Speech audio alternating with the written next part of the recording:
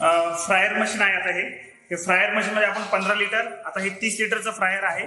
त्या 30 लिटरच्या फ्रायर मध्ये तुम्ही ही माझी जाळी आहे, इलेक्ट्रिकल बेस्ड फ्रायर आहे, हीटर आहे. याच्यामध्ये तुम्ही यामध्ये बघू शकता ऑन ऑफचं स्विच आहे.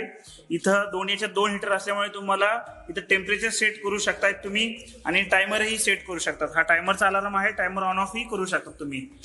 त्यानंतर चकल्या तळून झाल्यानंतर याच्यामध्ये तुम्ही ही जाळी वर करून जे तेल आहे ते तेलही नितळू शकता. याच्यामध्ये अशा प्रकारे तेल नितळू शकतात तुम्ही. तुम्हाला झाऱ्याची गरज पडणार नाही. खाली हीटर आहे. तळल्यानंतर आपण बघू शकतो इथे आपण चकली तळलेली आहे आणि असं व्यवस्थित काटेदार चकली आपल्याला इथे बघायला मिळते. आपण 3 राऊंडची चकली बनवली आहे.